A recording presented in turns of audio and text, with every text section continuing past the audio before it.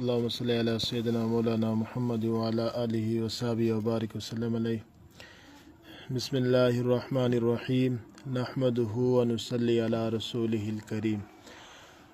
تو ہم قربانی کر رہے ہیں، 10 ذی الحجہ کو انشاءاللہ قربانی ہوگی، تو اکثر لوگ قربانی کر رہے ہیں۔ تو آج ہم نے یہ دیکھنا ہے کہ قربانی کی فضیلت کیا ہے، قربانی کس شخص پر واجب ہوتی ہے، صاحب نصاب جو بار بار ہم سن رہے ہیں، صاحب نصاب یہ کون ہوتا ہے، اور قربانی کس وقت جو ہے نا واجب ہے، قربانی کس وقت واجب ہے، اس کو بھی ہم نے دیکھنا ہے۔ اور اس کے بعد ہم نے اس چیز کو بھی دیکھنا ہے کہ کن جانوروں کی قربانی درست ہے اور کن جانوروں کی قربانی درست نہیں ہے۔ تو یہ چند چیزیں آج انشاءاللہ آج کی کلاس کے اندر بیان کی جائے گی۔ سب سے پہلے قربانی کے کیا فضائل ہیں۔ تو سنن ترمذی شریف کی حدیث ہے کہ عید کے دن قربانی کے عمل سے بڑھ کر کوئی اور عمل اللہ تعالیٰ کو محبوب نہیں ہے۔ تو اللہ کو سب سے زیادہ محبوب قربانی والا عمل ہے۔ اور دوسری حدیث شریف بھی ترمذی کی ہے کہ قیامت والے دن نامہ اعمال میں جانور اپنے بال، سینگ، کھر، گوشت اور خون وغیرہ کو لے کر اللہ تعالیٰ کے سامنے آئے گا۔ اور تیسری حدیث ہے کہ بروز قیامت نامہ اعمال میں جانور کے بال، سینگ، کھر، گوشت، خون وغیرہ سب کچھ کو 70 گنا بڑھا کر وزن کیا جائے گا۔ یعنی یہ وزن جو ہے نا کیا جائے گا، اس کو 70 گنا بڑھایا جائے گا، 70 گنا بڑھایا جائے گا۔ یہ آپ کریں گے تو کتنے اس میں نا جواب آئے گا۔ اور چوتھا، قربانی کے جانور کا خون نکلنے سے قبل ہی یہ عمل اللہ کے قبول ہو جاتا ہے۔ یعنی اس کی قبولیت میں کوئی بندہ کہے نا میں اتنا وہ کر رہا ہوں، پتہ نہیں قبول ہوگا کہ نہیں ہوگا، تو اتنا زیادہ گارنٹی اللہ تعالیٰ نے دی ہے کہ خون نکلنے سے قبل ہی وہ اللہ کے یہاں قبول ہو جاتا ہے۔ اور 5ویں حدیث ہے کہ خون کا پہلا قطرہ گرتے ہی قربانی کرنے والے کے گناہ معاف ہو جاتے ہیں، اللہ تعالیٰ معاف کر دیتے ہیں۔ اور 6ٹھی حدیث ہے کہ قربانی کے جانور کے لیے مال خرچ کرنا اللہ کے ہاں دیگر مصارف میں خرچ کرنے سے افضل ہے۔ بعض لوگ یہ ریٹ جو ہے نا بار بار کر رہے ہوتے ہیں کہ غریب غرباء کو دیا جائے، کیوں اتنے جانور ذبح کیے جاتے ہیں۔ تو ہم اللہ کے بندے ہیں، اللہ کو یہ محبوب ہے، یعنی قربانی کرنا، خون بہانا اللہ کو محبوب ہے۔ ہم سارا سال جو ہے نا غریبوں کو دیتے رہیں گے، 10 ذی الحجہ کو یہ قربانی کرنا اللہ کو محبوب ہے۔ جتنے بھی آپ صدقہ کریں، آپ 1 تولہ سونا، مثال کے طور پر آج کل 2 لاکھ کتنے کا ہے، آپ 1 تولہ سونا جو ہے نا اگر خرچ کریں اور 10,000 روپے کا جو حصہ ہے وہ آپ نہ وہ کریں، تو آپ کو 1 تولہ سونا دینا آپ کو بظاہر تو لگ رہا ہوگا کہ میں نے بہت زیادہ نیکی کیا ہے، وہ نیکی آپ کی اللہ کے یہاں اتنا اجر نہیں رکھتی جتنا 10,000 روپے کا حصہ آپ کا رکھتا ہے۔ تو اس لیے ہم اس چیز کا خیال کریں کہ ہم نے قربانی ہی کرنی ہے، اللہ کو حکم ہے کہ قربانی کرنی ہے تو ہم نے قربانی ہی کرنی ہے۔ اور 7ویں حدیث ہے سنن ابن ماجہ میں کہ جانور کے ہر بال کے عوض نیکی ملے گی، چاہے جانور بالوں والا ہو چاہے اون والا ہو۔ تو کتنے بال ہوتے ہیں، کتنے جو ہے نا اس پر ہوتے ہیں، اللہ تعالیٰ اس کے ایک اس کے بدلے میں اللہ تعالیٰ اجر دیں گے۔ اب قربانی کے لیے کس شخص پر واجب ہے، تو اس کے لیے 5 شرطیں ہیں۔ سب سے پہلے تو یہ 5 شرطیں جس میں ہوں گی تو اس پر قربانی ہوگی، ورنہ نہیں ہوگی۔ سب سے پہلے کہ وہ مسلمان ہو، غیر مسلم پر قربانی واجب نہیں ہے، کیونکہ قربانی سے قرب اللہ کا ملتا ہے نا، تو وہ مسلمان کے ذمہ کہ اللہ کا قرب حاصل کرے، غیر مسلم پر واجب نہیں ہے۔ دوسرا، بالغ کے اوپر قربانی ہے، جو بندہ نابالغ ہے، بچہ ہے ابھی، تو اس پر بھی قربانی واجب نہیں ہے۔ تیسرا، مقیم پر، یعنی جو بندہ کہیں جگہ رہتا ہو، سفر میں ہے، ٹھیک ہے، کہیں گیا ہوا ہے 10-12 دن کے لیے، 15 دن سے کم کا سفر ہے اس کا قربانی کے دنوں میں، تو اس پر بھی واجب نہیں ہے، مقیم پر ہے قربانی واجب۔ اور چوتھا، پاگل ہے، مجنون ہے، اس پر بھی قربانی واجب نہیں ہے۔ قربانی کے لیے عاقل ہونا، یعنی صحیح سالم ہونا، یہ ضروری ہے۔ اور 5واں، صاحب نصاب ہونا، یعنی کوئی بندہ غریب ہے، مسکین ہے، تو اس پر قربانی واجب نہیں ہے۔ اب اس میں بحث یہ کرنی ہے، اس بات کو سمجھنا ہے کہ یہ صاحب نصاب کیا ہے۔ بار بار کہہ رہے ہیں کہ صاحب نصاب صاحب نصاب. اب صاحب نصاب کیا ہے تو اس کے بارے میں آج ہم نے پڑھنا ہے. تو 5 قسم کے اموال میں سے کوئی ایک یا ایک سے زیادہ مال مخصوص مقدار میں ہو تو وہ شخص صاحب نصاب کہلائے گا. 5 چیزیں ہیں. سب سے پہلے سونا، کہ وہ زیور یعنی عام جو زیور ہوتے ہیں، یا سونے کی ڈلی کسی کے پاس پڑی ہے، اینٹ پڑی ہے سونے کی، برتن ہے، وہ کہ میرے پاس تو برتن ہے سونے کے، یعنی جس شکل میں بھی ہو، چاہے سونا خالص ہو یا کھوٹ والا ہو، ملاوٹ والا ہو، باہر صورت اگر سونے جو ہے نا قربانی کے لیے نصاب جو سونے کا ہے اس کو پورا ہوتا ہے تو اس پر قربانی واجب ہوگی. دوسرا چاندی ہے. وہ چاندی عام ہے، وہ زیوروں کی شکل میں ہے، ڈلی کی شکل میں ہے، اینٹ ہو، کسی کے گھر میں برتن ہیں چاندی کے، چاہے وہ استعمال کرتا ہو یا نہ کرتا ہو، چاہے وہ خالص ہیں یا کھوٹے والے ہیں، بہر صورت یہ چاندی قربانی کے لیے نصاب ہے. تیسری نقدی ہے. نقدی اپنے ملک کی ہو یا کسی اور ملک کی ہو. یہ نہیں ہے کہ میرے پاس تو ڈالر ہے، نہیں، آپ کے پاس پاکستانی روپیہ ہو، آپ کے پاس یو کے کا روپیہ ہو، آپ کے پاس ڈالر ہو، ریال ہو، جو بھی ہو، تو اگر آپ کے پاس کسی ملک کی بھی کرنسی ہے آپ کے پاس ہے، یا بینک میں ہے یا چیک میں ہے یا ڈرافٹ میں ہے، آپ کے پاس نوٹ ہیں یا سکے ہیں، کسی کو قرض دی ہوئی آپ نے رقم ہے، کوئی آپ نے قرض دی ہوئی رقم ہے، بشرطے کہ ملنے کی امید ہے کہ مل جائے گی، یا اس کی سرمایہ کاری کر رکھی ہو، آپ نے 10 لاکھ کا انویسٹمنٹ کیا ہوا ہے لیکن ابھی آپ کے پاس نہیں ہے، تو وہ بھی گنا جائے گا. ٹھیک ہے. تو ان تمام صورتوں میں یہ نقدی قربانی کے لیے نصاب ہوگا. چوتھی چیز مال تجارت ہے، یعنی تاجر کی دکان کا ہر وہ سامان جو بیچنے کی نیت سے خریدا گیا ہو، بیچنے کے لیے لیا ہے اور تاحال بیچنے کی نیت ابھی باقی بھی ہے، تو یہ مال تجارت قربانی کے لیے نصاب ہے. اگر اس نے مال لیا ہے اور پھر اس کو استعمال کے لیے گھر کے لیے رکھ لیا ہے، مثال کے طور پر ایک آدمی نے بائک لیا ہے بیچنے کے لیے، پھر اس کو اپنے پاس رکھ لیا ہے، تو جب اپنے پاس رکھے گا تو پھر جو ہے نا وہ تو گھر کا ہو جائے گا، ضرورت میں آ جائے گا. جب بیچنے کے لیے رکھا ہے تو وہ پھر مال تجارت میں ہوگا. تو اسی طرح اگر اس نے دوست وغیرہ کو ہدیہ دیا ہوا ہے، یا جو ہے نا دینے کے لیے نیت سے اس نے رکھ دیا ہے، یا مال تو پڑا ہے بیچنے کی نیت اس کی نہ رہی، تو پھر یہ مال قربانی کے نصاب میں شامل نہیں ہوگا. جو بیچنے کے لیے مال ہے وہ قربانی کے نصاب میں شامل ہوگا. 5ویں چیز ضرورت سے زائد سامان.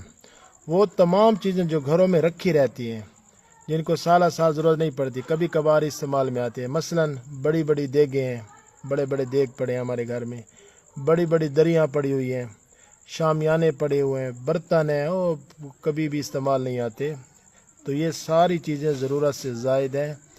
تو اب ان 5 اموال کی 2 حالتیں ہیں.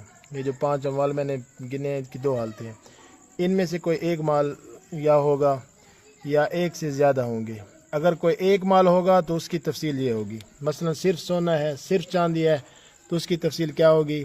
اگر کسی کے پاس صرف سونا ہے، کوئی مال مثلا چاندی، نقدی، مال تجارت یا ضرورت سے زائد سامان نہ ہے، صرف سونا ہے، تو جب تک یہ 7.5 تولے یعنی 87.479 یعنی 87.479، ٹھیک ہے، جب تک یہ نہ ہو جائے گا اس وقت تک اس پر قربانی واجب نہیں ہوگی. اگر سونا اس مذکورہ وزن تک پہنچ جائے گا تو قربانی واجب ہوگی، لیکن یہ صرف سونا ہو اور چیز نہ ہو.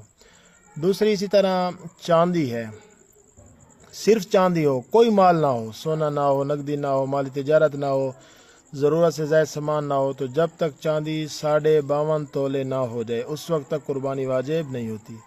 اور اگر چاندی اس مذکورہ وزن تک پہنچ جائے گی تو زکوٰۃ اور قربانی واجب ہو جائے گی.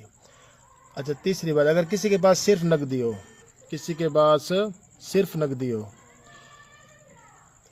اب صرف نقدی ہے اس کے پاس سونا بھی نہیں ہے، چاندی بھی نہیں ہے، مال تجارت بھی نہیں ہے، ضرورت سے زائد سامان بھی نہیں ہے، تو جب تک نقدی اتنی نہ ہو جائے کہ اس کی قیمت 52.5 تولے یعنی 612.35 گرام چاندی اس سے خریدی جا سکے اس وقت تک قربانی واجب نہیں ہوتی. اگر نقدی اتنی ہو جائے کہ اس سے 52.5 تولے چاندی خریدی جا سکے تو اس پر قربانی واجب ہوگی. اگر دو قسموں سے زیادہ اموال ہوں، پہلے تو اب تفصیل آ گئی نا کہ ایک قسم کے اموال ہیں، اب دوسری قسم سے ہیں. مثلا کسی کے پاس سونا اور چاندی ہو، چاہے جتنی بھی ہو، یا سونا اور نقدی ہو، یا سونا اور مال تجارت ہو، یا چاندی اور نقدی ہو، یا چاندی اور مال تجارت ہو، یا تینوں مال سونا چاندی اور نقدی ہو، یا سونا چاندی اور مال تجارت ہو، یا چاروں مال یعنی سونا بھی ہے، چاندی بھی ہے، نقدی بھی ہے، مال تجارت بھی ہے، یا پانچوں مال یعنی سونا بھی ہے، چاندی بھی ہے، نقدی بھی ہے، مال تجارت بھی ہے اور ضرورت سے زائد سامان بھی ہے. تو ان تمام صورتوں میں ان اموال کی قیمت لگائی جائے گی. یعنی جب پانچوں چیزیں آ رہی ہیں تو پھر ان کی قیمت لگائی جائے گی. اگر ان کی قیمت 52.5 تولے یعنی 612.35 گرام چاندی کی قیمت کے برابر ہو جائے تو قربانی واجب ہوگی، ورنہ نہیں ہوگی. آج کل 52.5 کی تقریباً قیمت 1,60,000 یا 1,70,000 2024 کے حساب سے تقریباً یہی بن رہی ہے. یا ہم نیٹ سے بھی دیکھ سکتے ہیں، کسی زرگر سے پتہ بھی کروا سکتے ہیں کہ 52.5 تولے چاندی کی کیا قیمت ہے، تو فوراً پتہ چل جائے گی. اب ضرورت سے زائد سامان میں کیا کیا چیزیں آتی ہیں وہ تو پتہ چل گیا، سونے کا بھی پتہ چل گیا، چاندی کا بھی پتہ چل گیا، مال تجارت. اب یہ بڑا تھوڑا مشکل کام ہے کہ ضرورت سے زائد کون کون سی چیزیں ہیں، تو وہ بتا دیتے ہیں. اب چند چیزیں بتا دیتے ہیں، پھر آپ کو انشاءاللہ اندازہ بھی ہو جائے گا. اب VCR ہے، ڈش ہے، یا کوئی ناجائز مضامین کی آڈیو ہیں، یا USB ہے، یا اس طرح کوئی اور چیز پڑی ہے، تو یہ ساری چیزیں یہ لغویات ہیں، ان کی کوئی ضرورت نہیں ہے. تو یہ ساری مذکورہ جو چیزیں ہیں نا، یہ سب ان کی قیمت لگائی جائے گی. دوسرا رہائشی مکان، پہننے اوڑھنے کے کپڑے، یہ ضرورت کی سواری یا گھریلو ضرورت کا سامان جو عام طور پر استعمال ہوتا رہتا ہے، ٹھیک ہے. یہ سب تو ضرورت کے سامان میں داخل ہیں. اس کی وجہ سے انسان شرعاً مالدار نہیں ہوتا، یعنی ان کی قیمت نصاب میں شامل نہیں کی جائے گی. یعنی آپ کا مکان ہے، پہننے کے کپڑے ہیں، اوڑھنے کے کپڑے ہیں، کوئی آپ نے کپڑے گھر میں لگائے ہوئے ہیں، ضرورت کی سواری ہے، تو یہ جو ہے نا یہ چیزیں جو ہے ان کو آپ شامل نہیں کریں گے. اسی طرح صنعتی آلات ہیں، کسی کے کارخانہ ہے، مشینیں ہیں، یا کوئی اور چیز ہے جس سے انسان روزی کماتا ہے، تو یہ بھی ضرورت میں داخل ہے. ان کی قیمت بھی نصاب میں شامل نہیں کی جائے گی. مثلا اب درزن ہے، ٹھیک ہے، درزن ہے، وہ اب سلائی کرتی ہے، مشین سلائی کرتی ہے. درکان ہے، لوہار ہے، کاشتکار ہے، ان کے اوزار ہیں. سبزی یا پھل بیچنے والے کی ریڑھی ہے، یا سائیکل ہے، بائک ہے، گاڑی ہے، لوڈر ہے. تو یہ ساری چیزیں بھی ضرورت میں ہیں اور ان کو نصاب کے اندر شامل نہیں کیا جائے گا. اگر کسی کے پاس ضرورت پوری کرنے کا سامان ہے لیکن اس نے کچھ سامان اپنے ضرورت سے زائد بھی اپنے پاس رکھا ہوا ہے، مثلا کسی کی ضرورت کی ایک گاڑی ہے، اب اس کی 2 گاڑیاں ہیں. اب ایک بائک ضرورت کا ہے، اس کے پاس 2 بائک ہیں. ایک مکان ضرورت کا ہے، اس کے پاس 2 مکان ہیں. تو یہ جو زائد گاڑی ہے، زائد مکان ہے، تو اس کو قیمت کو بھی نصاب میں شامل کیا جائے گا. تو انشاءاللہ امید ہے آپ کو نا یہ ضرورت سے زائد سامان کا بھی آئیڈیا ہو گیا ہوگا، اور قربانی والا کب صاحب نصاب ہوتا ہے، صاحب نصاب کیا ہے، اس کا بھی انشاءاللہ کچھ نہ کچھ آپ کو سمجھ آ گئی ہوگی. اب قربانی کس وقت واجب ہے، کس وقت کرنی ہے، تو صحیح احادیث سے مبارکہ کی جو روشنی میں نا قربانی کا جو صحیح وقت ہے وہ 10 ذی الحجہ کی طلوع فجر سے شروع ہو کر 12 ذی الحجہ کے غروب تک رہتا ہے. بعض یہ اب کہیں گے کہ صرف پہلے دن قربانی ہوتی ہے، یہ ٹھیک نہیں ہے. قربانی 3 دن ہے، ٹھیک ہے جی. شہر میں قربانی کے وقت کی ابتدا یعنی کب ہوگی، جب نماز عید الاضحیٰ یعنی پڑھ لی جائے گی، اس کے بعد ہوگی. پورے شہر میں جب کسی بھی جگہ عید کی نماز ہو جائے، اس کے بعد پورے شہر میں کہیں بھی بسنے والے کے لیے قربانی کر لینا درست ہے. اگرچہ ان کے محلے کی مسجد میں بھی نماز نہ ہوئی ہو، اس کی قربانی ہو جائے گی. چھوٹے دیہات ہیں جہاں عید کی نماز درست نہیں ہے، ادھر نہیں ہوتی عید کی نماز، تو وہاں نماز فجر کے بعد بھی قربانی کر لینا درست ہے. شہر والوں کا جانور اگر دیہات میں ہو، شہر والے ہیں، جانور دیہات میں ہے، تو نماز فجر کے بعد ہی اس کا جانور وہاں دیہات میں ذبح کرنا درست ہے. اگر کسی کی طرف سے قربانی کی جا رہی ہے تو اس قربانی کرنے والے کے ملک، یعنی اب کوئی کینیڈا میں رہتا ہے، کوئی سعودیہ میں رہتا ہے، تو جس ملک میں اس کی قربانی ہو رہی ہے نا، تو یہ لازمی ہو کہ دونوں جگہ پر عید ہو. یہ نہ ہو کہ ادھر جو ہے نا کو جو ہے نا وہ عید نہ ہوئی ہو اور ادھر جو ہے نا عید ہو چکی ہو، تو پھر جو ہے نا یہ جو وہ ہوگا، تو پھر ایسے وقت میں بھی قربانی کرنی چاہیے جب دونوں جگہ پر عید ہو. اگر ایک جگہ عید ہوگی دوسری جگہ نہیں ہوگی تو پھر بھی قربانی نہیں ہوگی. اچھا، قربانی کے ایام گزر جائیں تو پھر کیا کرنا چاہیے؟ تو ایک چھوٹے جانور کی قیمت کا صدقہ کرنا لازم ہے. اب جانور ذبح نہیں کیا جائے گا بلکہ اس کا صدقہ کیا جائے گا. جانور ذبح کرنا تھا تو عید والے دن کرنا تھا، ابھی نہیں ہوا کسی وجہ سے، کسی کو جانور ملا نہیں ہے، کسی نے سستی کی وجہ سے نہیں ہو سکا، کوئی اور مسئلہ ہو گیا جس کا، تو اس کی وجہ سے قربانی نہیں ہو سکی، تو پھر کیا کرنا ہے کہ قربانی کے جانور اتنا صدقہ کرنا ہے. اب کن جانوروں کی قربانی درست ہے اور کن کی نہیں ہے؟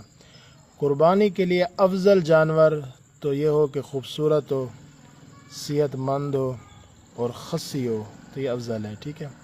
قربانی کے جانوروں کی عمریں یہ بہت اہم ہے کہ اونٹ کی پورے 5 سال ہے. ٹھیک ہے جی، اونٹ کی عمر جو ہے نا وہ تقریباً کتنی ہے؟ 5 سال ہے. گائے کی عمر 2 سال ہے. بکرا بکری کی عمر 1 سال ہے. ٹھیک ہے. اور بھیڑ یا دمبا یا مینڈا ہے اس کی ویسے ہے تو 1 سال. تو اگر وہ 6 مہینے کا ہے، لیکن یہ صرف بھیڑ دمبا اور مینڈے کے لیے ہے کہ اس کا قد و کاٹ سال بھر جتنا معلوم ہوتا ہے، یعنی اس کو اپنے ان کے ساتھ چھوڑ دیا جائے تو کوئی بندہ معلوم نہ کر سکے کہ یہ سال سے چھوٹا ہے، وہ بھی سال جتنا معلوم ہو دمبا، تو اس کی بھی قربانی ہو جائے گی. اچھا، سال کا مکمل ہونا اسلامی سال کے اعتبار سے ہوگا، یہ نہیں ہے کہ دسمبر 2024 اور دسمبر 2025 کو دیکھا جائے، نہیں، اسلامی سال کے حساب سے ہوگا.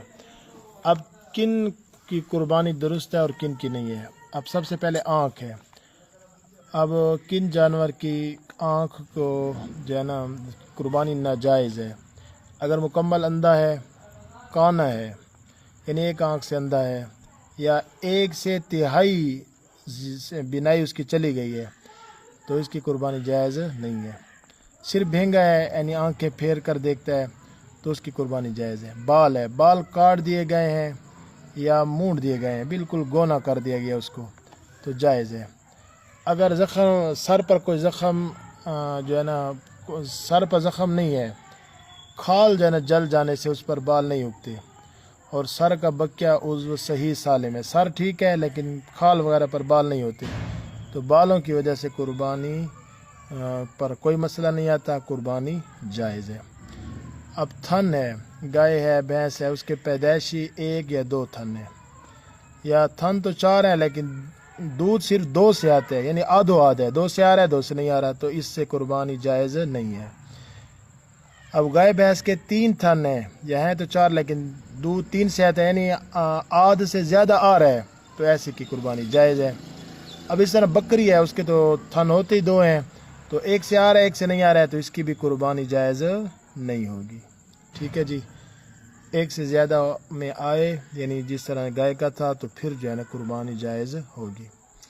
اب ٹانگ ہے، اب اتنا لنگڑا ہے کہ صرف 3 پاؤں سے چلتا ہے، چوتھا رکھتا ہی نہیں ہے، بالکل سہارے نہیں لیتا، تو اس کی قربانی جائز نہیں ہے. 1 پاؤں سے لنگڑا تو ہے لیکن چلتے ہوئے اس پر کچھ سہارا لیتا ہے، یعنی سہارا لے رہا ہے، تو پھر قربانی جائز ہے. اس طرح جلد ہے، جلد پر خارش کی وجہ سے بالکل لاغر ہو چکا ہے، خارش کی وجہ سے بالکل لاغر ہو گیا ہے، تو اس کی قربانی جائز نہیں ہے. ہلکی پھلکی خارش ہے لیکن جسم لاغر نہیں ہوا، صحیح طریقے سے چل پھر سکتا ہے، اٹھ بیٹھ سکتا ہے، تو اس کی قربانی جائز ہے. حاملہ جانور کی قربانی، اگر وہ بالکل ولادت کے قریب ہو، یعنی بالکل ولادت کے قریب 1-2 ماہ رہ رہا ہے، تو ایسے جانور کی قربانی مکروہ ہے. ٹھیک ہے، نہیں کرنی چاہیے. اگر ہو گئی، ٹھیک ہے، تو قربانی ہو جائے گی. ٹھیک ہے، ایسا کرنا مکروہ ہے، جائز نہیں ہے، لیکن قربانی ہو جائے گی. حاملہ عورت کی، اس کی بھی، حاملہ جانور کی بھی قربانی ہو جائے گی. کرنا نہیں چاہیے، ایسے مکروہ ہے، لیکن ہو جائے گی. داغدار، یعنی پرانے زمانے میں زخم کے لیے یعنی جلا کر اوپر وہ رکھ لیا جاتا تھا، داغا جاتا تھا، اس کی بھی قربانی جائز ہے. دانت بالکل اگر نہیں ہے، یا کچھ ہیں اکثر نہیں ہیں، یا دانت اتنے گھس گئے ہیں کہ گھاس کھانے کی بھی قدرت نہیں ہے، تو ان سب صورتوں میں قربانی جائز نہیں ہے. اکثر دانت موجود ہیں، چارہ بھی کھا سکتا ہے، تو قربانی جائز ہے. دم 1/3 سے زیادہ کٹی ہوئی، 1/3 والا نا 1/3 والا فارمولہ یاد رکھیں، جہاں بھی 1/3 والا ہوگا تو جائز نہیں ہوگی. ایک تہائی سے کم کٹی ہوئی دم ہے تو پھر بھی جائز ہے.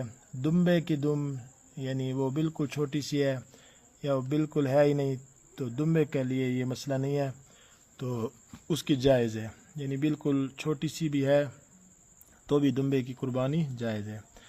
اب دماغ کے متعلق کہ بالکل باولا ہو گیا، پاگل ہے اور پاگل پن کی وجہ سے کھاتا پیتا بھی نہیں ہے، اتنا نہیں وہ جانور ہے تو اس کی جائز نہیں ہے قربانی.